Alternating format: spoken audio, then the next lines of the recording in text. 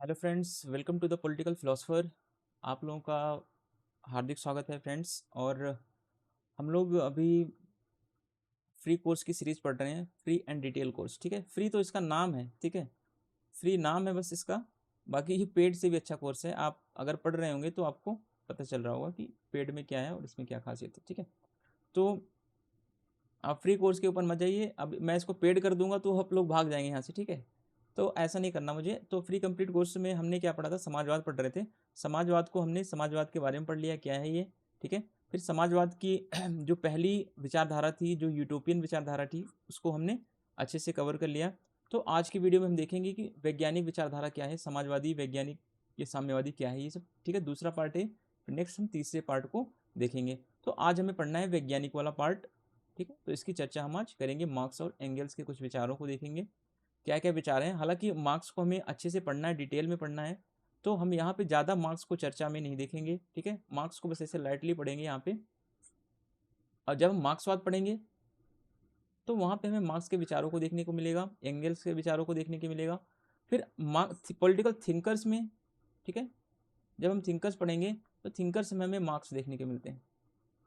ठीक है, तो मार्क्स को वहाँ पे हम अच्छे से पढ़ेंगे। मार्क्स का द्वंद्वात्मक भौतिकवाद क्या है, मार्क्स का ऐतिहासिक भौतिकवाद क्या है, मार्क्स का वर्ग संघर्ष का सिद्धांत क्या है, मार्क्स का आर्थिक निर्धारणवाद का सिद्धांत क्या है, ये सारी चीज़ें हम वहाँ पे चर्चा करेंगे। ठीक है, तो अभी यहाँ पे आपको इतनी चीज़ें नहीं समझनी है, क्योंकि बस आप जो जो चीज़ें इसमें लिखी रहेंगी वो चीज़ें आप ध्यान रखना कि आर्थिक निर्धारणवाद की संकल्पना मार्क्स ने दी, द्वंद्वात्मक भौतिकवाद जो है मार्क्स के विचारों से निकला हुआ। ठीक है, तो ये सारी चीज़ें आपको इतनी इतनी चीज़ें बस कॉमन चीज़ें याद करनी है। बाकी डिटेल में चीज़ें हम अगले वीडियो में या फिर जब मार्क्स को पढ़ेंगे तो फिर वहाँ पे हम चर्चा करेंगे। ठीक है, हमने समाजवाद की विशेषताएं भी पढ़ ली थी, क्या क्या विशेषताएं हैं। ठीक है, फिर कल्पना लोकी समाजवाद हमने ये भी चर्चा कर लिया था पिछली वीडियो में। तो आज की वीडियो में हम देखेंगे कि क्रांतिकारी समाजवाद क्या है या फिर वैज्ञानिक समाजवाद क्या है। ठीक है, इसी को वैज्ञानिक समाजवाद बोला जाता है, इसी को क्रांतिकारी समाजवाद, या फिर हम कह लें साम्यवाद, या फिर इसी को वैज्ञानिक समाजवाद, वैज्ञानिक समाजवाद। ठीक है, तो इसके बारे में चर्चा करेंगे, है क्या ये। ठीक है, वैज्ञानिक समाजवाद इसको इसीलिए बोला गया है क्योंकि मार्क्स ने जो कल्पना की समाज की, ठीक है, मार्क्स ने जो समाज की कल्पना की कि समाजवाद आएगा, तो मार्क्स ने उसका तार्किक पक्ष भी बताया। ठीक है, मार्क्स ने उसको लाने का तरीका भी बताया कि इस तरीके से ये समाजवाद आएगा। ठीक है, तो इस तरीके को फॉलो किसने किया, लेनिन ने। ठीक है, मार्क्स के विचारों को ऐसा माना जाता है कि मार्क्स के विचारों को वास्तविक रूप में किसने दिया, वास्तविक रूप जो है लेनिन ने दिया। ठीक है, लेनिन, मार्क्स के विचारों को वास्तविक रूप किसने दिया, लेनिन ने दिया। ठीक है, हाँ, तो अब मैसेज आ रहा है कि UPSC lover has subscribe your channel. ठीक है, चलिए सब्सक्राइब करते रहिए, लाइक करते रहिए। तो मार्क्स ने बताया कि समाजवाद कैसे आएगा, उसका तरीका क्या था, है ना। तो इसीलिए इसको क्या बोल दिया गया, इसीलिए इसको वैज्ञानिक समाजवाद भी बोल दिया गया। मार्क्स को वैज्ञानिक समाजवादी बोला जाता है। ठीक है, बाकी समाजवादियों ने जो कल्पना लोग की समाजवादी थे, आपने पढ़ा था कि उन्होंने समाजवाद की कल्पना की। ठीक है, अच्छे गुलाबों की तो कल्पना कर दी, लेकिन वो समाज अच्छा बनेगा कैसे, क्या तरीका होगा, है ना, वो सब चीज़ें उन्होंने नहीं बताई। इसीलिए मार्क्स कहता है कि वे समाजवादी, जो Charles Fourier, Robert Owen, Saint Simon थे, ये कल्पना लोग की समाजवादी थे। और मैं कैसे समाजवादी हूँ, मैं वैज्ञानिक समाजवादी हूँ। ठीक है, तो इन सब बातों का ध्यान रखना। मार्क्स क्रांतिकारी समाजवाद के क्या हैं, जनक हैं। क्रांतिकारी समाजवाद बोल लीजिए, या फिर साम्यवादी बोल दीजिए, या फिर वैज्ञानिक समाजवाद बोल लीजिए। ठीक है, तीनों के क्या है, marks is the father of the revolutionary socialism. ठीक है, मार्क्स क्या है, क्रांतिकारी समाजवाद के पिता हैं। ठीक है, जिन्होंने क्रांति के माध्यम से वर्ग विहीन, शोषण विहीन साम्यवादी समाज की स्थापना का वैज्ञानिक सिद्धांत दिया। अब देखिए, समझने वाली बात क्या है कि वर्ग विहीन और राज्य विहीन संकल्पनाएं क्या होती है। वर्ग विहीन, सॉरी दोस्तों,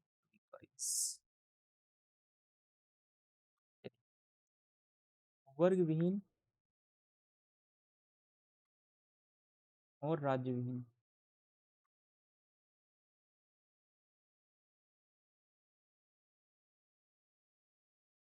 गलत हो जा रहा है। राज्य विहीन, राज्य विहीन। अब देखिए मार्क्स ऐसी कल्पना क्यों कर रहा है कि जो राज्य होगा, ठीक है, जब साम्यवादी व्यवस्था आएगी, ऐसी अवस्था कब कर रहा है मार्क्स, कह रहा है कि एक ऐसी अवस्था आएगी, वो अवस्था कौन सी अवस्था कहलाएगी, साम्यवाद की अवस्था, साम्यवाद की अवस्था। साम्यवाद की अवस्था में क्या होगा, साम्यवाद की अवस्था में समाज कैसा होगा, राज्य विहीन होगा। समाज में क्या होंगे, समाज में ना तो कोई वर्ग होगा, ना ही कोई समाज होगा, ना ही कोई राज्य होगा, ठीक है। ऐसा मार्क्स क्यों बोल रहा है, ये समझने वाली बात है। क्योंकि मार्क्स क्या है, मार्क्स जो है वो पूंजीवाद का विरोधी है,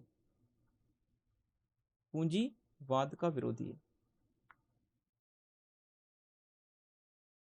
मार्क्स कहता है कि पूंजीवाद क्या करते हैं पूंजीवादियों ने समाज को विभाजित कर दिया है, किसमें, दो वर्गों में, एक अमीरों का वर्ग, दूसरा गरीबों का वर्ग, ठीक है। तो हमें इसी पूंजीवाद को समाप्त करना है। जब पूंजीवाद समाप्त हो जाएगा तो ये वर्ग भी क्या हो जाएंगे, समाप्त हो जाएंगे, ठीक है। तो मार्क्स कहता है कि साम्यवादी अवस्था में न तो पूंजीवाद होगा और न ही कोई राज्य होगा, न ही कोई धर्म होगा। क्योंकि पूंजीवाद क्या करता है, पूंजीवाद जो है राज्य के माध्यम से, ठीक है, राज्य के माध्यम से पूंजीवादी क्या करते हैं, पुलिस प्रशासन बना लेते हैं, जेल बना लेते हैं, धर्म का सहारा लेते हैं, ठीक है, भाषा का सहारा लेते हैं, ठीक है। इन सब के माध्यम से क्या करते हैं, इन सब के माध्यम से अपने वर्चस्व को बनाए रखते हैं, ठीक है। तो मार्क्स कहता है कि साम्यवादी अवस्था जब आएगी, ठीक है, जब साम्यवाद आएगा, ना तो वहाँ पे राज्य होगा, ना ही वहाँ पे धर्म होगा, ना ही वहाँ पे जेल होगी, ना ही कोई प्रशासन होगा, ठीक है। ना तो किसी प्रकार का कोई वर्ग होगा, ना तो अमीरों का वर्ग होगा, ना ही गरीबों का वर्ग होगा, बल्कि क्या होगी, समाज में समानता होगी। समानता किस स्तर पे होगी, यहाँ पे ऐसी स्थिति आएगी कि प्रत्येक व्यक्ति, ठीक है, प्रत्येक व्यक्ति जो है अपनी क्षमता के अनुसार कार्य करेगा, अपनी क्षमता के अनुसार कार्य करेगा, प्रत्येक व्यक्ति अपनी क्षमता के अनुसार कार्य, और मिलेगा उसे कितना, आवश्यकता के अनुसार, आवश्यकता अनुसार उसे मिलेगा। अब ये क्या हुआ, यानी कि अगर कोई व्यक्ति पढ़ा लिखा व्यक्ति है, ठीक है, अगर कोई व्यक्ति पढ़ा लिखा है, अगर वो एक दिन में 10,000 रुपये का काम करता है, ठीक है, अगर वो किसी फैक्ट्री में जाता है, 10,000 रुपये का क्या करता है, काम करता है। अब ये फैक्ट्री सरकार की फैक्ट्री होगी, प्राइवेट कंपनियों की नहीं होगी, ध्यान रखना, क्योंकि साम्यवाद है यहाँ पे, ठीक है। अगर कोई व्यक्ति इंजीनियर है, वो 10,000 रुपये का काम करता है, अगर वह व्यक्ति अकेला रहता है, और इंजीनियर को केवल खर्चा कितने का है, मात्र 200 रुपये का है पर डे के हिसाब से, तो इंजीनियर को कितना पैसा मिलेगा, भले वो 10 दिन का कार्य कर रहा है, उसे 200 रुपया ही दिया जाएगा, क्योंकि आवश्यकता उसकी कितनी है, 200 की है, ठीक है। जबकि समाजवाद में क्या होगा, अब साम्यवाद और समाजवाद में थोड़ा सा अंतर ये समझ लीजिए, ये तो साम्यवाद की अवस्था है, ठीक है, किसकी अवस्था है ये, साम्यवाद की। मार्क्स कहता है साम्यवाद क्या होगी, एकदम उच्चतम अवस्था होगी, ठीक है। समाजवाद में क्या होगा, प्रत्येक व्यक्ति जो है वो अपनी क्षमता के अनुसार कार्य करेगा, और उसे अपनी कार्य के अनुसार वेतन मिलेगा, कार्य के अनुसार वेतन मिलेगा। यानी आपकी क्षमता अगर 1,000 रुपये काम करने की है, तो आपको 1,000 रुपये वेतन मिलेगा, ठीक है।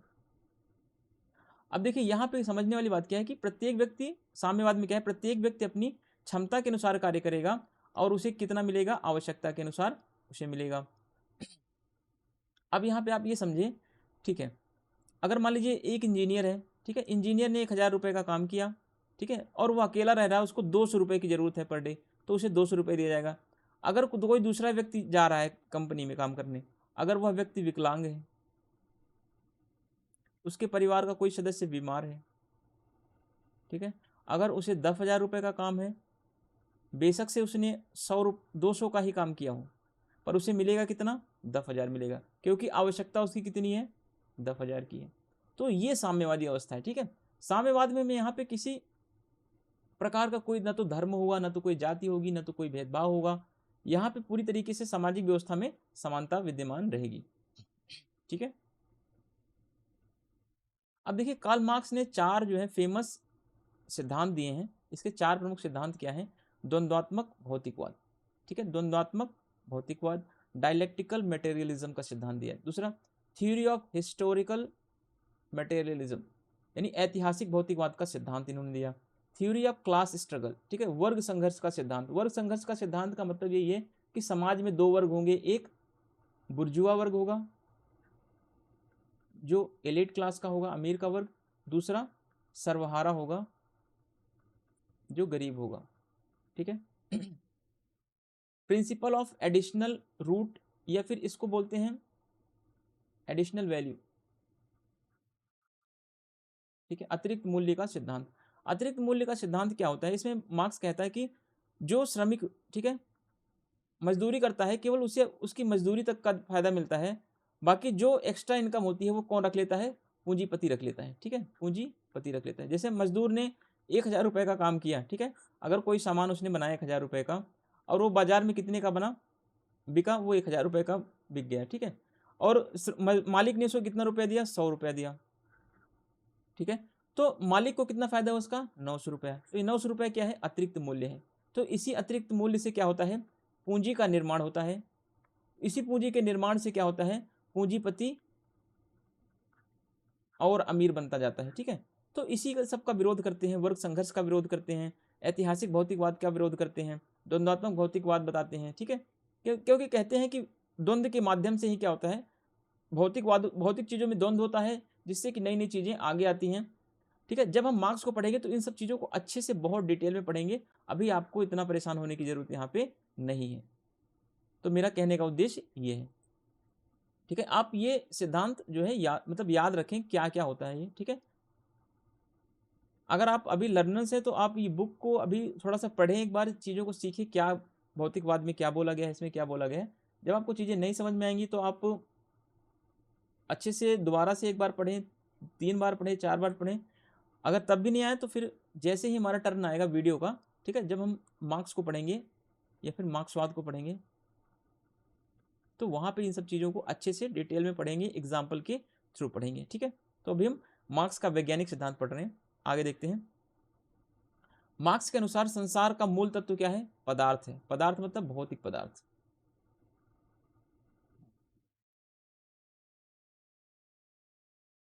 इसी पदार्थ को क्या बोलते हैं? अर्थव्यवस्था, ठीक है।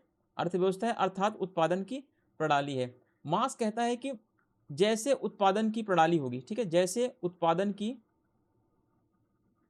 प्रणाली होगी, जैसे प्रोडक्शन का सिस्टम होगा वैसे ही समाज होगा। अगर समाज में प्रोडक्शन जो हो रहा है वो बैलों के द्वारा हो रहा है, ठीक है, बैलों के द्वारा हो रहा है, अगर कृषि वगैरह बैलों के द्वारा हो रही है तो वो समाज कैसा होगा? कृषि प्रधान समाज होगा, या तो हम कह लें सामंतवादी समाज होगा, ठीक है, सामंतवादी समाज होगा। अगर उत्पादन जो है वो दासों के द्वारा हो रहा है तो वो समाज कैसा होगा? दास युग होगा, जो यूनान में था। अगर समाज में प्रोडक्शन जो है, उत्पादन हो जो है, अर्थव्यवस्था का उत्पादन अगर जो है वो फैक्ट्रियों में हो रहा है, कंपनियों में हो रहा है, तो ऐसी व्यवस्था कैसी होगी? पूंजीवादी होगी, ठीक है। तो मार्क्स ये बताता है कि संसार का मूल तत्व क्या है? पदार्थ है, ठीक है, यानी कि अर्थव्यवस्था है।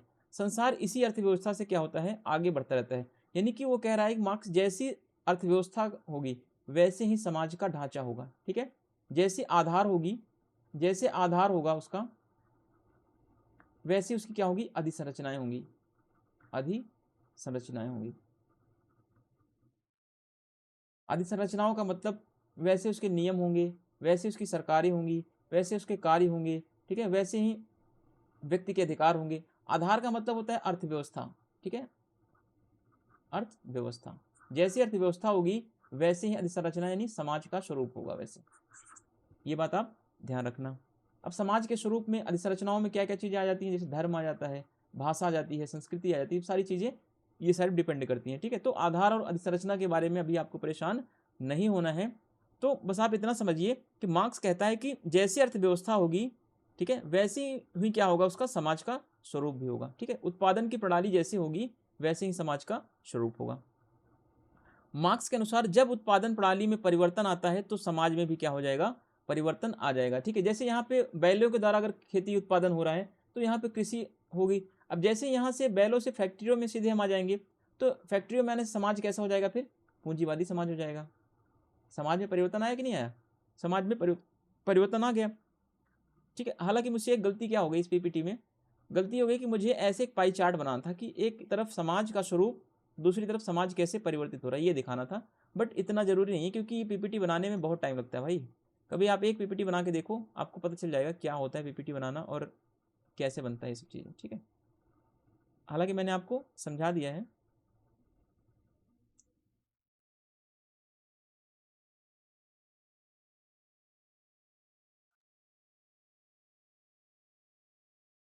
चलिए देखते हैं।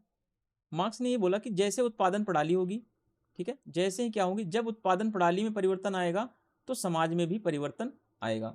एक बार मैं आपको दोबारा से फिर से समझा दे रहा हूँ क्योंकि ये बहुत इंपॉर्टेंट है। ठीक है, मार्क्स क्या बोल रहा है, उत्पादन प्रणाली में परिवर्तन, उत्पादन प्रणाली में अगर परिवर्तन आएगा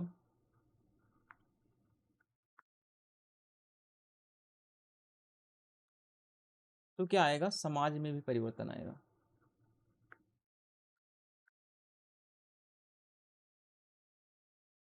समाज में भी परिवर्तन आएगा। कैसे आएगा, अगर मान लीजिए यहाँ पे उत्पादन जो हो रहा है वो कृषि के माध्यम से हो रहा है, ठीक है, या फिर उत्पादन में, उत्पादन कार्यों में बैलों का उपयोग किया जा रहा है, ठीक है, या फिर किसी अन्य चीज का उपयोग किया जा रहा है जो कि कृषि व्यवस्था से, तो समाज कैसा होगा, तो समाज का स्वरूप क्या होगा, सामंतवादी होगा। सामंतवादी होगा समाज, या फिर समाज जो है वो कृषि प्रधान होगा, कृषि प्रधान समाज होगा। अगर जो है, ठीक है, अगर उत्पादन जो है वो दासों के द्वारा किया जा रहा है तो वो समाज कैसा होगा, दास प्रथा का, दास युगीन समाज होगा, दास युगीन समाज। जैसे कि आपको देखने को मिलेगा यूनान के युग में। ठीक है, यूनान में दासों को कहाँ लगाया था, दासों को उत्पादन के कार्यों में लगाया जाता था। ठीक है, वो मालिक की सहायता करने के लिए थे। अगर जो है उत्पादन जो है मशीनों के द्वारा हो रहा है,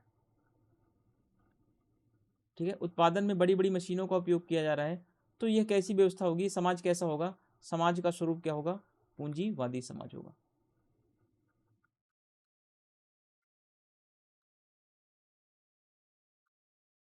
अब निष्कर्ष क्या निकल के आ रहा है कि जब आधार में परिवर्तन होगा, ठीक है, जब आधार में परिवर्तन होगा तो अधिसंरचना में भी परिवर्तन आएगा, अधिसंरचना में भी परिवर्तन आएगा। आधार क्या है, अर्थव्यवस्था है, ठीक है, और अधिसंरचनाएं क्या है, अधिसंरचनाएं जो है समाज के स्वरूप है, समाज के स्वरूप है। तो क्वेश्चन इस तरीके से पूछता है, आधार और अधिसंरचना से पूछता है। ठीक है, तो कहने का मतलब है कि आपको चीजें समझ में आ गई होंगी कि जब जब उत्पादन के साधनों में क्या होगा, परिवर्तन आएगा, वैसे वैसे समाज में भी परिवर्तन आता जाएगा। पहले आप लोग अगर अगर आप कोई, अगर जो लोग गांव से, गांव ग्रामीण पृष्ठभूमि से हैं, वो लोग अगर देखेंगे अगर, तो उनको ये पता चलेगा कि पहले क्या होती थी। पहले जो खेती होती थी, ठीक है, पहले जो किसान लोग थे वो क्या करते थे, बैलों से खेत जोते थे, ठीक है, बैलों से खेती होती थी। लेकिन आज के टाइम पे क्या हुआ है, तो आज के टाइम पे जो ट्रैक्टर आ चुके हैं, ठीक है, ट्रैक्टर के माध्यम से हम खेती करते हैं। तो इस तरीके से क्या हो रहा है, समाज में उत्पादन के साधनों में परिवर्तन आ रहा है कि नहीं आ रहा। पहले बैलों से टाइम लगता था, अब टाइम नहीं लगता।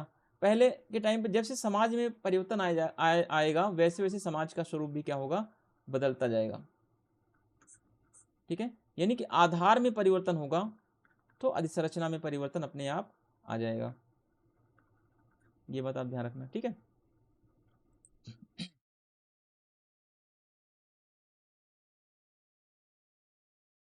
इस कलर से लिखते हैं। आगे देखिए, अतः जब समाज के आधार यानी उत्पादन प्रणाली में परिवर्तन आता है तो अधिसंरचना यानी राज्य में, कानून में, इन सब में भी क्या आता है, परिवर्तन आता है। तो क्वेश्चन यहाँ से बनता है भाई। अब आप रटने की कोशिश आप बिल्कुल ना करें, चीज़ों को आप ज़्यादा से ज़्यादा समझें। ठीक है, यानी कहने का मतलब है जब आधार में परिवर्तन आएगा तो अधिसंरचना में परिवर्तन अपने आप आ जाएगा। ठीक है, आप देखिए अगर आधार देखें, अगर आधार सामंतवाद को देखें, सामंतवादी अगर व्यवस्था को देखें तो वहां पे कृषि प्रधानता थी। ठीक है, लेकिन आज देखेंगे तो आज क्या है, आज जो है औद्योगिक प्रधानता है, औद्योगिक प्रधानता है। ठीक है, तो उस समय क्या था, अगर सामंतवाद का आधार देखें तो सामंतवाद में राज्य के क्या पास थी, राज्य के पास शक्तियां थी, कानून राज्य को बनाने का अधिकार था सारा, और वहां पे सामंतों को ही विशेषाधिकार था।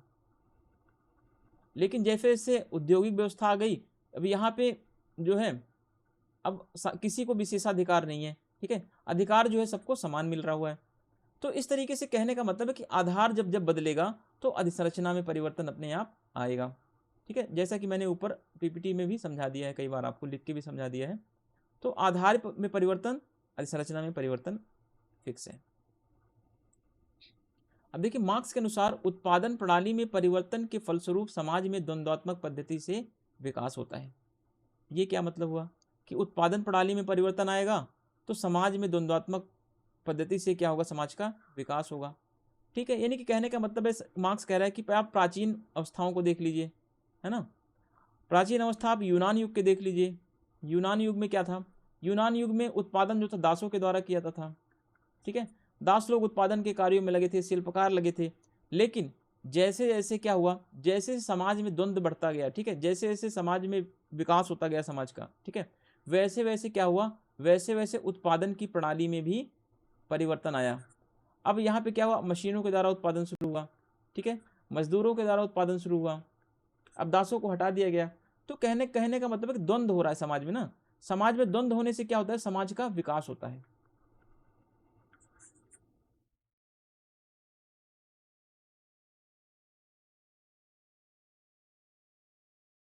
चलिए अब देखते हैं, ये तो मार्क्सवाद हो गया हमारा, मार्क्स का वैज्ञानिक समाजवाद हो गया। ठीक है, ये वाला पॉइंट हमारा, एक बार मैं आपको पीपीटी में यहाँ से समझा देता हूँ।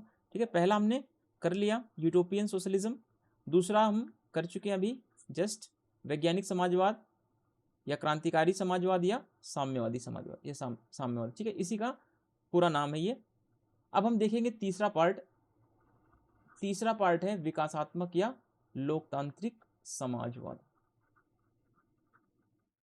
अब इसके बहुत सारे पार्ट हैं, जैसे संशोधनवादी या विकासवादी समाजवाद, दूसरा है इसका फेवियनवाद, तीसरा है श्रमिक संघवाद, चौथा है श्रेणी समाजवाद। ठीक है, तो ये सारी चीज़ें हम एक एक करके अच्छे से सीखेंगे इन सब चीज़ों को। तो चलते हैं अपनी पीपीटी की तरफ।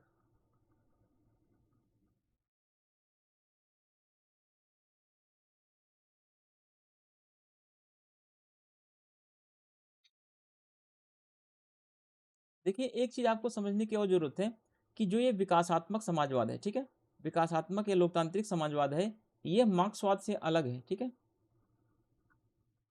मार्क्सवाद से थोड़ा सा अलग है, पूरा अलग नहीं है। ठीक है, थोड़ा सा डिफरेंस है मार्क्सवाद में, क्योंकि मार्क्सवाद ने क्या किया था, मार्क्सवाद ने बोला जो कि समाजवाद आएगा वो कैसे आएगा, वो क्रांतिकारी तरीके से आएगा। ठीक है, रेडिकल तरीके से आएगा।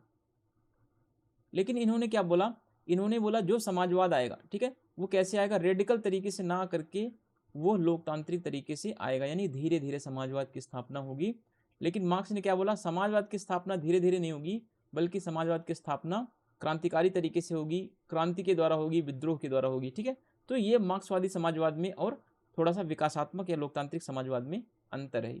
तो ये चीज़ें आप सीखने का कोशिश करें, इसमें थोड़ा सा आप डिफरेंस बनाएं। जब चीज़ों को आप 2-3 बार देखेंगे, वीडियो को 2-3 बार इसको पढ़ेंगे, ठीक है, बहुत सारे लोगों की क्वेरीज है, पर्सनल मैसेज आते हैं कि सर पीडीएफ प्रोवाइड करा दीजिए। ठीक है, पीडीएफ, अभी मेरे एक फ्रेंड है, मैंने उनको एक पीपीटी शेयर किया था। ठीक है, अपना ही पीपीटी शेयर किया था मैंने, तो प्रॉब्लम्स ये आ रही हैं कि पूरा ये मतलब फुल पेजेस में आ रहे हैं, तो मैं इसको थोड़ा सा करेक्शन करूँगा अभी, क्या चीज़ें कैसे होंगी। अभी इतना मुझे पीपीटी वगैरह बनाना, मतलब इतना एक्सपर्टीज़ नहीं हूँ मैं इसमें, लेकिन हाँ ये कि चल जा रहा है, आपके सामने बना के दिखा दे रहा हूँ। ये बहुत बड़ी बात है, क्योंकि टाइम नहीं मिल पाता मुझे इतना सीखने का और सब चीज़ों करने का। ठीक है, क्योंकि मुझे वीडियो एडिटिंग वगैरह नहीं आती, तो जो चीज़ें मेरे से थोड़ा बोलने में मिस्टेक हो जाती हैं तो वो भी आपको देखने को मिलती होंगी। और जब मैं वीडियो एडिटिंग सीख जाऊँगा तो शायद आपको कोई गलती मिले इसमें, है ना। बाद में कोई चीज़ अगर पढ़ाने में भी गलत हो जाए कभी, तो वीडियो एडिटिंग में ये फ़ायदा रहता है कि कट पेस्ट करके आप बाद में उसको ऐड कर सकते हैं। लेकिन यहाँ पे आपके पास कोई चांस नहीं है कि आप गलती करें। पहली बात तो मैं गलती करता नहीं, हो जाए मान लीजिए कभी गलती, तो आप लोग उसको एनालाइज करें कि, क्योंकि मैं रॉ तरीके से जैसे वीडियो को अपलोड करता हूँ, जैसे रिकॉर्डिंग खत्म होती है मात्र 10 मिनट के अंदर अंदर मैं वीडियो को अपलोड कर देता हूँ तुरंत, ठीक है। तो उसमें कोई भी देरी नहीं करता, क्योंकि मेरे पास टाइम नहीं होता इतना कि मैं वीडियो को देखूँ पूरे बैठ के क्या हुआ है क्या नहीं हुआ, ठीक है। अब देखिए समझने का क्या तरीका है आपका। अब विकासात्मक समाजवाद क्या करता है, लोकतांत्रिक तरीके से समाजवाद लाने की बात करता है। वहीं मार्क्सवादी या समाजवादी जो समाजवादी थे, ठीक है, मार्क्सवादी जो समाजवाद था वो क्या कर रहा था, वे समाजवाद लाने के लिए मार्क्सवादियों ने क्या बोला कि क्रांतिकारी तरीके से आएगा समाजवाद। वहीं विकासवादी क्या कह रहे हैं, हम समाजवाद तो लाएंगे लेकिन लोकतांत्रिक तरीके से, शांतिपूर्ण तरीके से, आराम आराम से लाएंगे भाई, इतनी जल्दी नहीं है। अब देखिए विकासात्मक समाजवाद के अनुसार समाज की स्थापना के लिए क्रांति की कोई आवश्यकता नहीं है। वहीं जो मार्क्सवादी थे, ठीक है, मार्क्सवादी से समाजवादी थे, उनके अनुसार क्या था, समाजवाद की स्थापना के लिए क्रांति जो है बहुत जरूरी है, ठीक है, उन्होंने क्रांति को जरूरी बताया है। लेकिन विकासात्मक समाजवादियों ने क्या बोला है, विकासात्मक समाजवादियों ने, लोकतांत्रिक समाजवादियों ने बोला कि समाजवाद की स्थापना के लिए क्रांति की कोई आवश्यकता नहीं है, ठीक है, ये सब क्रांति वांति की कोई जरूरत नहीं है, समाजवाद धीरे धीरे आएगा, लोकतांत्रिक तरीके से लाएंगे। तो ये सारी बातें वो कह रहे हैं। अब विकासात्मक समाजवाद में अनेक धाराएं हैं जो इस प्रकार से हैं। अब इसकी बहुत सारी ब्रांचेज हैं विकासात्मक समाजवाद की, जैसे संशोधनवादी हैं, ठीक है, और जैसे कि श्रेणी समाजवाद है, श्रमिक समाजवाद है, श्रमिक संघवाद है। तो ये सारी चीज़ें क्या हैं, विकासवादी समाजवाद के ही ब्रांचेज हैं। तो इन सबको हम एक एक करके देखते हैं और उम्मीद करता हूँ कि आप वीडियो को प्लीज़ पूरा देखें।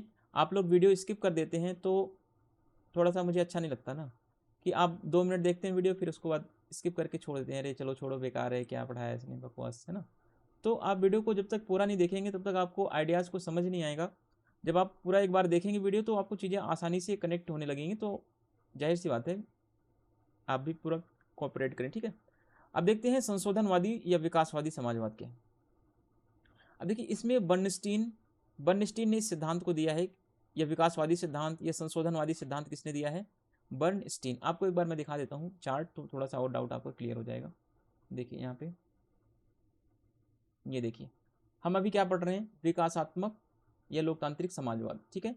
यह क्या है, यह जैसे कि मार्क्स कहता है कि जो समाजवाद आएगा वो क्रांतिकारी तरीके से आएगा, लेकिन ये कहते हैं कि समाजवाद जो आएगा वो क्या होगा, लोकतांत्रिक तरीके से आएगा, क्रांति की कोई जरूरत नहीं है, ये वाले बोलते हैं, ठीक है। अब इसी की कुछ ब्रांचेज हैं, जैसे कि संशोधनवादी या विकासवादी, फेवियनवादी, श्रमिक संघवाद, श्रेणी समाजवाद, ठीक है, ये इसकी ब्रांचेज हैं। तो हम अब पढ़ रहे हैं संशोधनवादी समाजवाद को, जिसने दिया है बर्नस्टाइन ने, ठीक है। संशोधन समाजवाद का कॉन्सेप्ट किसने दिया है, एडवर्ड बर्नस्टाइन ने दिया है। तो इसके बारे में हम पढ़ने चल रहे हैं, ठीक है। तो आपको ये समझना जरूरी है थोड़ा सा। अब देखिए बर्नस्टीन ने इस सिद्धांत को दिया, बर्नस्टीन ने मार्क्स की मूल मान्यताओं में क्या कर दिया, संशोधन कर दिया। अब क्या संशोधन किया है मार्क्स की मान्यताओं में, देखिए बर्नस्टीन के अनुसार समाजवाद की प्राप्ति जो है वो शांतिपूर्ण, क्रमिक व संवैधानिक ढंग से हो सकती है। अब आपको एक चीज़ समझनी चाहिए कि जितने भी विकासवादी समाजवादी हैं, ठीक है, जितने भी विकासवादी समाजवादी हैं, वे सब जो हैं मार्क्स के वर्ग संघर्ष के विचारों को नकारेंगे, वर्ग संघर्ष या फिर क्रांति के विचारों को नकारेंगे, बस क्रांति के विचारों को नकारते हैं, ये बात ध्यान रखना। ये लोग कहेंगे जैसे कि श्रेणी समाजवादी, श्रमिक संघवादी, ठीक है, और संशोधनवादी, जितने भी समाजवादी हैं, ये सब ये बोलेंगे कि जो समाजवाद आएगा वो कैसे आएगा, वो जो है क्रांतिकारी तरीके से नहीं बल्कि लोकतांत्रिक तरीके से आएगा, लोकतांत्रिक तरीके से, यानी कि शांतिपूर्ण तरीके से, शांतिपूर्ण तरीके से समाजवाद लाने की बात करेंगे। पर लाने की बात किसकी करेंगे, समाजवाद ही लाने की बात करेंगे, लेकिन शांतिपूर्ण तरीके से।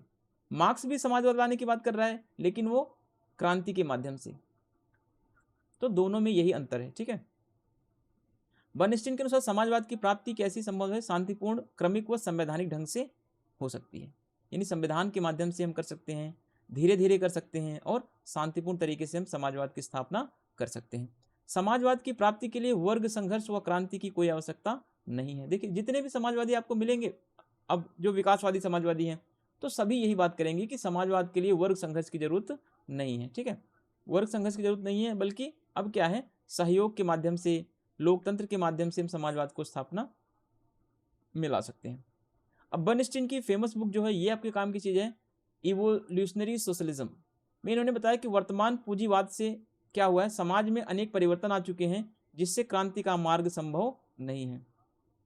अब देखिए, एक वही मार्क्स था जिसने पूंजीवाद का विरोध किया। ठीक है, मार्क्स ने क्या किया, पूंजीवाद का विरोध किया। क्यों किया?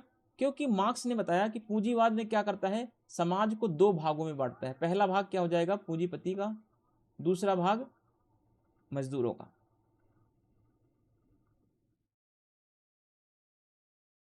ठीक है, दो भागों में क्या करते हैं, समाज को बांटता है। तो अब देखिए, पूंजीवाद से, इसी पूंजीवाद का विरोध कर रहे हैं, लेकिन यहाँ पे जो संशोधनवादी समाजवादी हैं, ठीक है, जो विकासवादी समाजवादी हैं, ठीक है, ये कह रहे हैं कि पूंजीवादी समाज से क्या होगा, अब अलग अलग समाजों में परिवर्तन आ चुका है। समाज, देखिए, समाज में पूंजीवाद आने से क्या फायदा हुआ है, एक तो समाज में जो गरीबों की स्थिति थी वो अब क्या हो चुकी है, सही हो गई है। ठीक है, इसीलिए अब समाजवाद, इसीलिए अब पूंजीवादी देशों में क्रांति संभव नहीं है, ऐसा बर्नस्टीन बताते हैं। बर्नस्टीन कह रहे हैं अपनी पुस्तक में कि अब पूंजीवादी समाजों में बहुत सारा परिवर्तन आ चुका है, बहुत सारा जो है चेंजेस आ चुके हैं, जिससे कि क्रांति नहीं हो सकती। क्यों क्रांति नहीं हो सकती?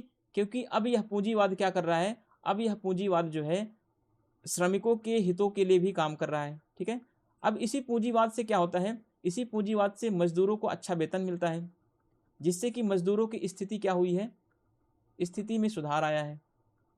जब आपकी स्थिति में सुधार आएगा तो आप क्रांति क्यों करेंगे? ठीक है, तो ये बताना चाह रहा है बर्नस्टीन। अब देखिए, बर्नस्टीन बताता क्या है कि क्या क्या परिवर्तन आया है पूंजीवादी समाजों में, इन सब चीज़ों को देखते हैं। अब देखिए, बर्नस्टीन कह रहा है कि उद्योगों का अनेक क्षेत्रों में फैलाव हुआ है और विकेंद्रीकरण हुआ है। ठीक है, पूंजीवाद आने से क्या हुआ है, कह रहा है कि बर्नस्टीन की उद्योग जो है एक ही क्षेत्र में नहीं है, बल्कि अलग अलग क्षेत्रों में क्या हुआ है, फैल चुका है और विकेंद्रीकृत हो चुका है ये। इससे क्या फ़ायदा होगा, इससे श्रमिकों को अब जो है मजदूरी के लिए ढूंढ भटकना नहीं पड़ेगा, बल्कि अब गाँवों में भी क्या हो रहे हैं, उद्योगों को लगाया जा रहा है। ठीक है, अब देखिए दूसरी बात ये क्या कह रहा है बर्नस्टीन, वर्ग संघर्ष अब उतना तीव्र नहीं रहा है, क्योंकि कामगार वर्ग की हालत क्या हुई, बिगड़ी नहीं, बल्कि पूंजीवाद आने से सुधर गई है। ठीक है, जो मार्क्स कहता था कि वर्ग संघर्ष जो है पूंजीवाद में बहुत तीव्र होता है। ठीक है, जहां जहां पे पूंजीवाद होगा वहां पे अमीरों के बीच और मजदूरों के बीच, ठीक है, मालिक और जो सर्वहारा वर्ग के लोग, इनके बीच क्या होगा, इनके बीच संघर्ष बहुत तेज होगा। लेकिन बर्नस्टीन कहता है नहीं, क्योंकि बर्नस्टीन कह रहा है कि अब वर्ग संघर्ष उतना तेज नहीं है। क्यों नहीं तेज है? क्योंकि जो श्रमिक वर्ग हैं, जो काम करने वाले लोग हैं, उनकी स्थिति खराब नहीं हो रही पूंजीवाद के आने से, बल्कि उनकी स्थिति में क्या हो रहा है, सुधार आ रहा है। ठीक है, क्यों सुधार आ रहा है? क्योंकि फैक्ट्रियां लगने से, कंपनियां लगने से, है ना, मजदूरों को अच्छा वेतन मिल रहा है, जिससे कि उनकी आर्थिक स्थिति में सुधार आ रहा है। तो वे क्रांति नहीं करेंगे, बल्कि वे क्या करेंगे, पूंजीवाद में अपना सहयोग देते जाएंगे। तीसरी बात क्या बता रहा है बर्नस्टीन, कह रहे मध्यम वर्ग का आकार क्या हुआ है, संकुचित नहीं हुआ, बल्कि और भी ज्यादा विस्तृत हो गया है। पूंजीवाद के आने से मध्यम वर्ग जो पहले संकुचित आकार में था, ठीक है, लेकिन अब क्या हुआ, अब इसका आकार धीरे धीरे बढ़ रहा है। ठीक है, अब नेक्स्ट पॉइंट देखिए, बर्नस्टीन ने तर्क दिया कि ऐसी हालत में कामगार वर्ग को हटकर कदम बढ़ाने का रास्ता अपनाना चाहिए, एकदम टूट पड़ने का नहीं, अर्थात लोकतांत्रिक तरीके से समाजवाद की स्थापना करनी चाहिए, न कि क्रांति के माध्यम से। बर्नस्टीन कहना चाह रहा है कि जो कामगार वर्ग है, जो मजदूर वर्ग है, ठीक है, इनको समाजवाद तो इनका लाना उद्देश्य है ही है, क्योंकि जितने भी, चाहे वो संशोधनवादी हों, चाहे वो श्रमिक संघवादी हों, सभी का उद्देश्य है समाजवाद को लाना। ठीक है, लेकिन समाजवाद लाने का तरीका सब में अलग अलग है। ठीक है, जैसे कल्पना लोकियों ने तो समाजवाद लाने का तरीका बताया नहीं, उन्होंने कल्पना कर दी। लेकिन मार्क्स ने क्या बताया, समाजवाद आएगा कैसे आएगा, क्रांतिकारी तरीके से आएगा। यहीं पे संशोधनवादी, विकासवादी समाजवादी ने क्या बोला, समाजवाद तो लाना है, लेकिन लोकतांत्रिक तरीके से लाना है। उद्देश्य तो सबका है समाजवाद को लाना, लेकिन समाजवाद लाने का तरीका क्या होगा, लोकतांत्रिक होगा, ऐसा बर्नस्टीन बोल रहे हैं। ठीक है, क्रांति के माध्यम से समाजवाद नहीं लाया जाएगा। तो ये सारी चीजें आप बिल्कुल समझते चलें अच्छे से। अब हमने पहला वाला पार्ट पढ़ लिया, अब हम देखेंगे फेबियन समाजवाद। ठीक है, हमने क्या देखा, हमने संशोधन समाजवाद देख लिया, संशोधनवादी समाजवादी कौन है, एडवर्ड बर्नस्टीन का नाम आता है, ठीक है। कभी कभी ये मैचिंग में पूछता है संशोधनवादी समाजवादी कौन है, तो एडवर्ड बर्नस्टीन है। इनकी बुक का नाम क्या है, इनकी फेमस बुक है इवोल्यूशनरी सोशलिज्म, ठीक है, इवोल्यूशनरी सोशलिज्म, ये वाली बुक है इनकी, इवोल्यूशनरी सोशलिज्म। चलिए आगे देखते हैं। अब देखते हैं फेबियन समाजवाद क्या है, फेबियन समाजवाद, फेबियन सोशलिज्म। फेबियन समाजवाद फेबियन सोसाइटी से जुड़ा है, जिसकी स्थापना टॉमस हाई डेविडसन के शिष्यों ने 1884 में की थी, ठीक है। जो फेबियन समाजवाद क्या है, एक फेबियन सोसाइटी बनाई गई थी, उसी फेबियन सोसाइटी से ये फेबियन समाजवाद निकला हुआ है, ठीक है। और इसका क्या मेन, इसका थीम क्या है, फेबियन समाजवाद का क्या उद्देश्य है। जो फेबियन समाजवाद है, ठीक है, इसमें रोमन साम्राज्य का एक सेनापति था फेबियन, ठीक है, फेबियन रोमन साम्राज्य का एक सेनापति था। इसी रोमन साम्राज्य के सेनापति से ये फेबियन समाजवाद नामक शब्द निकला है। इसका उद्देश्य क्या था कि जब कभी भी हमें क्या हो, हमें समय की प्रतीक्षा करनी चाहिए, ठीक है, हमें उचित समय की क्या करनी चाहिए, हमें उचित समय की प्रतीक्षा करनी चाहिए। और जैसे ही वो उचित समय आ जाए, ठीक है, तो हम क्या करेंगे, तभी हमें क्या करना है, हमें उस चीज पर आक्रमण करना है, ठीक है। जब तक वो समय नहीं आए तब तक हमें आक्रमण नहीं करना है। यानी कि फेबियन समाजवाद क्या बोलता है, उपयुक्त क्षण के लिए हमें धैर्यपूर्वक प्रतीक्षा करनी है, ठीक है। जब वो उपयुक्त क्षण आ जाए तब हम क्या करेंगे, तब हम समाजवाद के लिए, पूंजीवाद पर हमला करेंगे। लेकिन इनका उद्देश्य क्रांतिकारी तरीके से समाजवाद को लाना नहीं है, फिर भी आप ध्यान रखें, ठीक है। जितने भी, चाहे फेबियन समाजवादी हों, चाहे गिल्ड समाजवादी हों, चाहे वो जो भी समाजवादी हो, ठीक है, केवल मार्क्सवादी को छोड़ करके, मार्क्सवादी जो हैं वही केवल ये बोल रहे हैं कि समाजवाद जो आएगा वो क्रांतिकारी तरीके से आएगा। बाकी जितने भी थिंकर हैं, जितने भी समाजवादी विचारक हैं, वो सब यही कह रहे हैं कि समाजवाद आएगा, कैसे आएगा, लोकतांत्रिक तरीके से समाजवाद की स्थापना करेंगे। फेबियनवादी भी यही कह रहे हैं कि समाजवाद तो आएगा लेकिन लोकतांत्रिक तरीके से धीरे धीरे आएगा, ठीक है, इसमें क्रांति की कोई आवश्यकता नहीं होगी। वही मार्क्स क्या बोल रहा है, मार्क्स कह रहा है समाजवाद लाने के लिए क्रांति बहुत जरूरी है, ठीक है। लेनिन कह रहा है कि समाजवाद लाने के लिए क्रांति बहुत जरूरी है। तो मार्क्स और लेनिन के विचार अलग हैं थोड़े से, ठीक है, क्योंकि वे क्रांति पर बल दे रहे हैं। और यहीं दूसरी तरफ जो विकासवादी समाजवादी हैं, विकासवादी समाजवादी जिसमें आप पढ़ रहे हैं, पहला संशोधनवादी, दूसरा फेबियनवादी, तीसरा श्रमिक संघवाद, ठीक है, चौथा श्रेणी समाजवाद, इस तरीके से क्या करेंगे, अलग अलग इसकी ब्रांचेज हैं। ये सारी ब्रांचेज किसकी हैं, ये सारी शाखाएं जो है विकासवादी समाजवाद की है। तो विकासवादी समाजवादी जितने भी शाखाएं हैं सभी यही कहेंगे कि जो समाजवाद आएगा वो कैसे आएगा, लोकतांत्रिक तरीके से आएगा, लोकतांत्रिक तरीके से।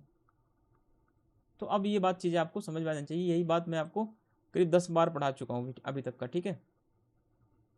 मैं यही चीज़ पढ़ाते पढ़ाते खुद बोर हो जाता हूँ, पर आप लोग पता नहीं कैसे समझ पाते हैं कि नहीं पाते हैं, मुझे नहीं पता इसके बारे में, लेकिन उम्मीद करता हूँ कि आप लोग समझ रहे होंगे चीज़ों को, ठीक है। क्योंकि जब तक आप चीज़ों को अलग अलग कैटेगरी में डिवाइड नहीं कर पाएंगे कि मार्क्स ने समाजवाद लाने के लिए क्या तरीका अपनाया, तो मार्क्स ने समाजवाद लाने के लिए क्रांति का तरीका अपनाया। अब क्वेश्चन आएगा कि विकासवादी समाजवादी जो थे, इन्होंने समाजवाद लाने के लिए क्या तरीका अपनाया, तो इन्होंने लोकतांत्रिक तरीका अपनाया, इन्होंने क्रांति का सहारा नहीं लिया। इतनी देर समझाने का यही एक आसान सा तरीका था, ठीक है, आसान सा मेथड है। चलिए अब देखते हैं आगे।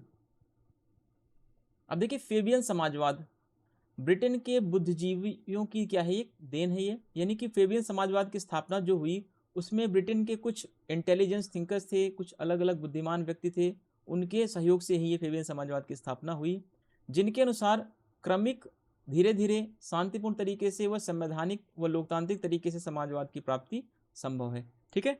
तो इनका उद्देश्य यही है कि जब भी आपको क्वेश्चन आएगा कि विकासवादी समाजवाद, ठीक है, विकासवादी समाजवाद, या फिर आ जाए फेबियनवादी समाजवाद, या फिर आ जाए श्रमिक संघवाद, या फिर आ जाए संशोधनवादी समाजवादों का उद्देश्य क्या है, समाजवाद कैसे लाना चाहते हैं ये, तो समाजवाद ये संवैधानिक तरीके से लाना चाहते हैं, समाजवाद ये लाना चाहते हैं लोकतांत्रिक तरीके से, समाजवाद ये धीरे धीरे लाना चाहते हैं, समाजवाद ये लाना चाहते हैं मगर संवैधानिक और लोकतांत्रिक तरीके से। ये बात आप रट लें, समझ लें बिल्कुल, ठीक है। जबकि वहीं पे मार्क्सवादी इसके जस्ट अपोजिट है। मार्क्सवादी क्या बोलते हैं, समाजवाद आएगा पर क्रांतिकारी तरीके से। उद्देश्य तो सभी का एक ही है, समाजवाद को लाना, पर तरीका सबका अलग अलग है। मैं इतनी देर से यही बता रहा हूँ, ठीक है। इंग्लैंड के फेबियन समाजवादियों में कुछ नाम आते हैं, जैसे George Bernard Shaw, H.G. Wells, Annie Besant, Graham Wallas. Graham Wallas की एक फेमस बुक है human nature in politics, human nature in politics, human nature in politics, net में आया हुआ है 2 बार, 1 बार नहीं 2 बार, ठीक है। फिर रिचर्ड टोनी, ये कुछ थिंकर्स हैं जो फेबियन समाजवादी हैं, ठीक है। देखिए, फेबियन समाजवाद की आलोचना एंगेल्स करता है, जो कैसा समाजवादी है, जो वैज्ञानिक समाजवादी है, जो मार्क्स का साथी है। मार्क्स का क्या है, ये साथी है ये, ठीक है, मार्क्स का दोस्त है। कह रहा है कि सड़ा गला समाजवाद कहकर इसकी आलोचना करता है एंगेल्स, ठीक है। मार्क्स और एंगेल्स क्या थे, साथी थे, इन्होंने बहुत सारी बुक्स भी साथ में मिलकर लिखी है। तो एंगेल्स कह रहा है कि फेबियन समाजवाद क्या है, एक सड़ा गला समाजवाद है। क्यों ऐसा बोल रहा है, क्योंकि कह रहा है कि जो ये फेबियन समाजवादी है ना, ये सब लोकतांत्रिक तरीके पर विश्वास करते हैं, ये सब शांतिपूर्ण तरीके से। अरे भाई, समाजवाद लाना है तो मार्क्स की तरह लाओ ना, कि क्रांतिकारी तरीके से लाना है। तो ये एंगेल्स जो है क्रांतिकारी तरीके से समाजवाद को लाना चाहता है। वहीं फेबियनवादी या विकासवादी जितने भी और थिंकर हैं, वो सब समाजवाद लाने के लिए लोकतांत्रिक तरीका अपना रहे हैं। तो इसी लोकतांत्रिक तरीका का क्या कर रहा है, ये विरोध कर रहा है एंगेल्स।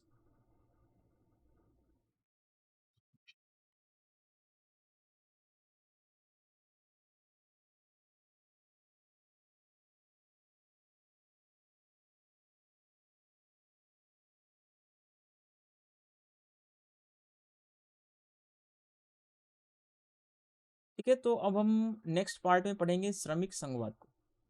वीडियो को 3 पार्ट में पढ़ेंगे, छोटा छोटा करके। ये तीसरा पार्ट हुआ यहाँ से हमारा, ठीक है। 2 पार्ट हम पढ़ लिए हैं और ये 41 मिनट का वीडियो हो चुका है, तो आज ये अपलोड हो जाएगी वीडियो, ठीक है। Thank you, thanks for watching.